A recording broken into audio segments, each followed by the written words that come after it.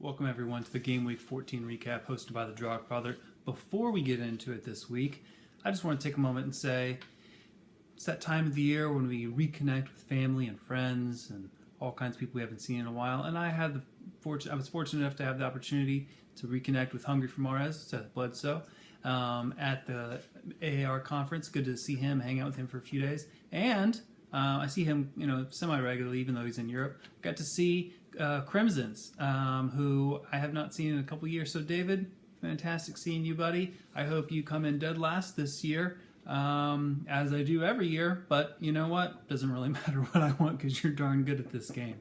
Anyway, now we'll get into it. The other reason I haven't been doing videos actually is because I have been out of town and I haven't been able to see hardly any games. So this last weekend was the first weekend I was back and actually able to watch a few games.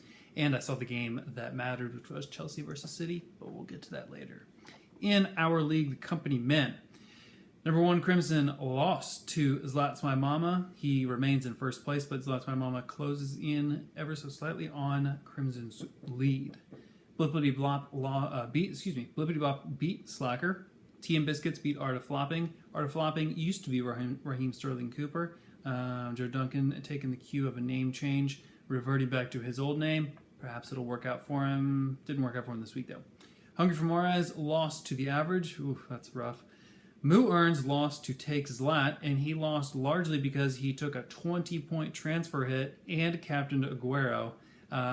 Did not work out too well for him. He got the low score of 14 this week. I beat Needs a Job, and I was lucky enough to get the high score of 66 because I didn't captain Aguero, and worked out for me there. Okay, next week we have Crimson Man Group versus myself. Zlat's My Mama takes on Moo Earns. Blippity Blop takes on Needs a Job. Tea and Biscuits takes on Hungry for Mares. Takes Slat against the average. And Slacker versus Flops. Or Flopping Flops.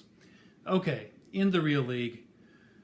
Woo! Alright, we got to begin at the top. Chelsea 3-1 over Man City. I will be the first to admit that this game could easily have been 2-0 a couple times in City's favor. De Bruyne hit the post. They had their chances and just couldn't really seem to they couldn't score one of their own, actually.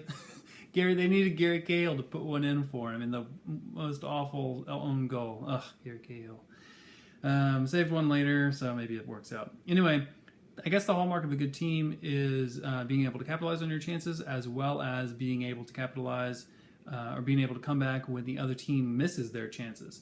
So City not the better team on the day. Chelsea definitely came back and scored some amazing goals. Willian's goal was great. The first goal we got, I think it was the first goal, with Fabregas, beautiful ball to Costa. Just incredible stuff. Fabregas back in the side due to Matic's absence. Matic, I like him, but he doesn't play balls like that. He does not play that kind of football. So thank you, Fabregas. I'm glad to see you back. We'll see if you can kind of hang in there. Chelsea have 22 goals in their last 8 games, and they've only been scored on twice. And one of those was by Gary Cahill.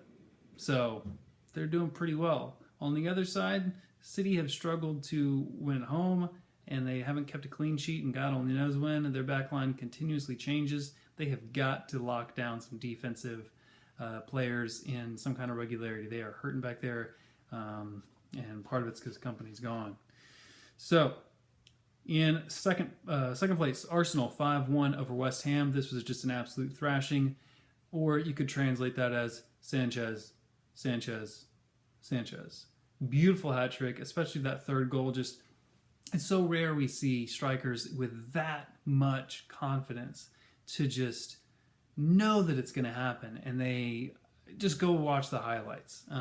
Just a beautiful display of skill and poise and confidence and pure technical ability and hunger for goals from Sanchez. Just a marvelous player, looking dangerous when he's on his game.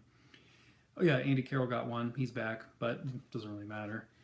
And West Ham are in serious trouble. They are basically in a relegation battle. They're one up from the drop zone, but I mean, They have got to start putting it together.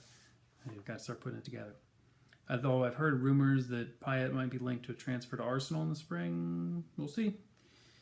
Okay, third place, Liverpool 3, Bournemouth 4. That's right. This was an absolute thriller of a game that I didn't see. But what a kind of crazy one. I mean, Liverpool had been, yeah, they didn't have Coutinho, but credit to Bournemouth, they just came back. I think they were 2-0 down, and then all of a sudden, this guy who no one had heard of, especially Liverpool hadn't heard of him, Ryan Fraser comes on. Within a minute or two, I think, gets a goal, later gets an assist, and then later draws a penalty for his team. What a super sub that is. Some kind of strange hat trick of sorts. So Liverpool need to be beating teams like Bournemouth if they're going to hang up here at the top. Fifth place, Tottenham, 5-0 over Bob Bradley Swansea. This was just a hurting they put on them. Tottenham running up the score as they probably should. Please, Bob Bradley, please make it through the holiday season and get a win here too. You're in terrible position here, but you've got to start getting some points from these games. Yes, I know you've played some tough teams. Hopefully it gets a little easier. I haven't checked the schedule, although I know you're playing Sunderland this coming weekend, which is basically just Jermaine Defoe plus 10. Maybe you can work on that. Maybe. Although it'll be like Jermaine Defoe plus 10 versus Sigurdsson plus 10. Sixth place, Manchester United 1, Everton 1. Everton are in 8th, and it looks like Fellaini might still be playing for Everton. Comes on as a super, not so super sub actually. Gets PK called against Manchester United. Leighton Baines puts it in, and Manchester United drop points yet again. Oh my goodness. And I think here with Fellaini, he may have just added fuel to the Let's Fire Mourinho fire. I think at this point in the season, both of his predecessors had more points than he does now. How long will he be able to hold on? We don't know. But he needs to start winning quick. They're doing well in the Europa League, and I think they're doing well in the League Cup. They got to put it together in the Premier League. They got to put it together. They play a Europa League game on Thursday, and then have to play Tottenham a few days after that. So this might not be the day they turn it. It might not be the weekend they turn it around. 7th place, West Brom. Yeah, that's right. Freaking West Brom 3-1 over Watford, and they are now in 7th. West Brom have scored 20 goals, and that is actually one more than Manchester United. So they are there for a reason. They are doing a very un-Tony Pulis thing, which is scoring more than one goal per game.